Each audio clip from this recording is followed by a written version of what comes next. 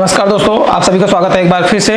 दोस्तों, बंगाल पुलिस ने जब से शर्मिष्ठा को गिरफ्तार किया है उसके बाद से लगातार सोशल मीडिया पर बंगाल पुलिस का विरोध हो रहा है और शर्मिष्ठा को लेकर ट्रेंड चलाया जा रहा है कि उसके साथ गलत हो रहा है। जब हम शर्मिष्ठा को देखते हैं या ऐसी जो और अनेक घटनाएं होती हैं, चाहे वो बंगाल में हो या देश के किसी भी अन्य विभिन्न प्रदेश में हो, ऐसी घटनाएं होती हैं तो मन एक बार फिर से समीक्षा करने की ओर बढ़ जाता है कि क्या हिंदू देश तो आज़ाद हो गया था 1947 में, क्या हिंदू आज़ाद है? इस विषय पर बात करना बहुत ही ज़रूरी है मेरी समझ में। जब शर्मिष्ठा पोस्ट करती है, फिर उसको लगता है कि गलत है, उसका विरोध होता है, तो वह अपनी पोस्ट डिलीट कर लेती है और माफ़ी भी मांगती है बिना किसी शक के। लेकिन उसके बाद भी बंगाल पुलिस उसको पकड़ कर ले जाती है और रिमांड पर भी लेती है।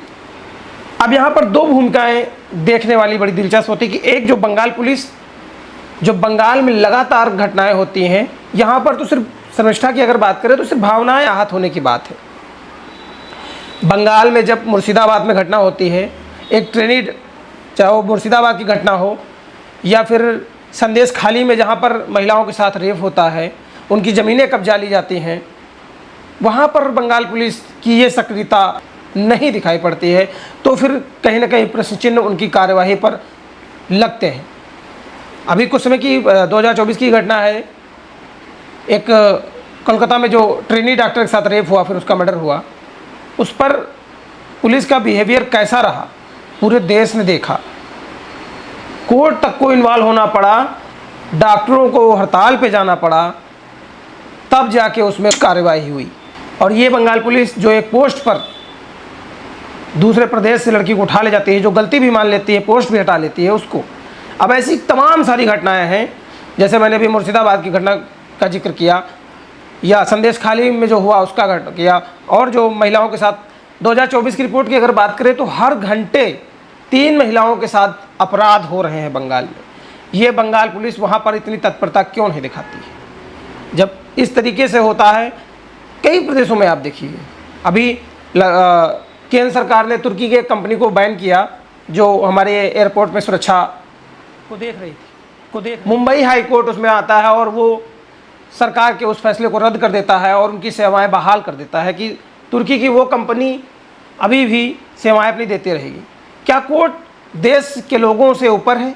क्या वो समाज को, देश को क्या समझते हैं? ऐसे लोग, ऐसी संस्था में कुछ चंद लोग बैठे सोचने पे मजबूर कर देते हैं कि क्या हिंदू समाज आज़ाद है?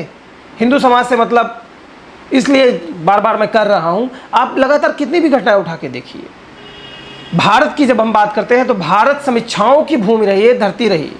यहाँ पर एक धोबी, भगवान श्री राम जब वनवास में रहे, माता सीता का हरण हुआ, फिर वो लंका पे उन्होंने विजय प्राप्त की, तो वहाँ पर भी वो धोबी, एक आम प्रजा, एक आम नागरिक भी समीक्षा करता है और अपनी बात रखता है।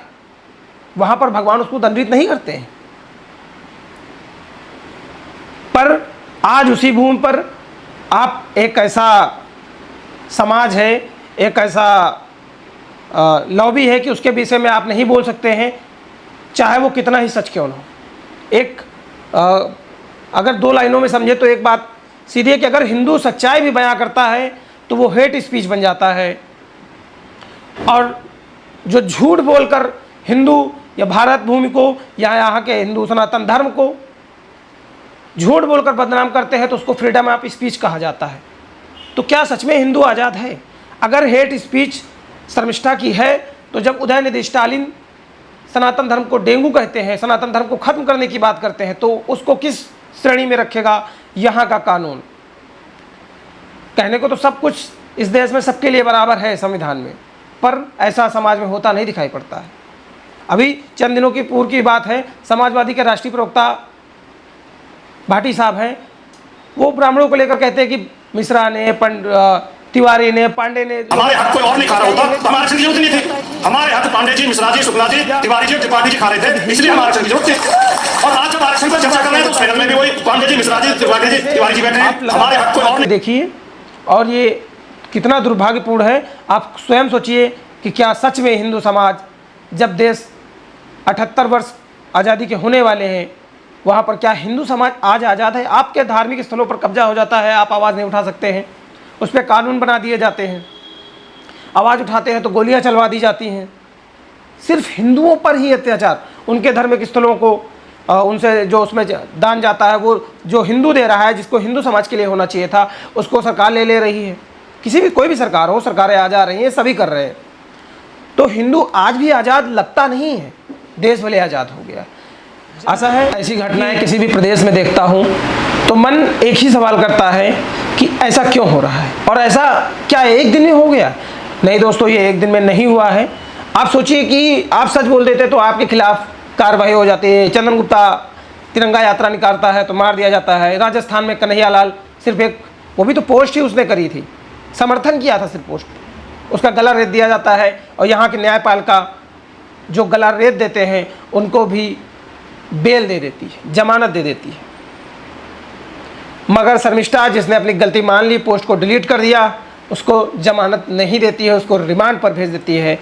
तो इसीलिए बार बार मन पूछता है खुद स्वयं से ही कि क्या हिंदू आज़ाद है? जहाँ पर भगवान राम पर एक धोबी बिरादरी का व्यक्ति एक उस समय का प्रजातंत्र में समीक्षा कर देता है, अपनी बात रख देता है, उसको तो भगवान नहीं दंडित करते। उसको अगर भगवान ने कहे, अगर राजा ही मान ले तो राजा दंडित नहीं कर देता। तो देखने वाली बात है कि क्या वो प्रजातंत्र था या ये प्रजातंत्र है। तो ये प्रजातंत्र कहीं से नजर नहीं आता, ये सिर्फ लूट तंत्र नजर आता है। और जो दूसरी बात मैंने कही कि क्या ये एक दिन में हो गया या हिंदुओं के साथ ही क्यों होता है? हिंदुओं के साथ दोस्तों इसलिए होता है क्योंकि योजनाबद्ध तरीके से हिंदुओं को जातियों में बांट दिया गया है, आपस में लड़ा दिया गया, हमारी एकता को खंडित किया गया, जिसका परिणाम है कि हमारे सारे धार्मिक स्थल कब्जा किए गए, हमारी धार्मिक अर्थव्यवस्था को सरकारी तंत्र के भेंट चढ़ा दिया गया। और आपकी अभिव्यक्ति जो आपकी जो आज़ादी है उसको किस तरीके से रौंदा जाता है। आपके धर्म के बारे में लोग कैसी पेंटिंग बनाते हैं। MF हुसैन ने कैसी कैसी पेंटिंगें बनाई हमारे देवताओं को लेकर, उनको पूर्व की सरकारें सम्मानित कर रही थी। और यही बंगाल में है, TMC के महिला जो नेता हैं उनके द्वारा शिवलिंग के ऊपर क्या चढ़ा फोटो किस तरीके के डाले जाते हैं, शायद मैं अपने शब्दों में नहीं कह सकता, क्योंकि मैं वो पाप नहीं ले सकता, सोचना भी मेरे लिए पाप है। महुआ मोइत्रा जो सांसद हैं वो कैसे धर्म को लेकर टिप्पणी करती हैं, वो सब पे वो बंगाल पुलिस भावनाएं आहत नहीं होती है, उन पे कोई कार्रवाई नहीं करती है। मगर एक विशेष वर्ग के लिए अगर कुछ सच भी लिख दिया जाए तो सरतन से जुदा से लेकर तमाम सारी क्रियाएं होती हैं।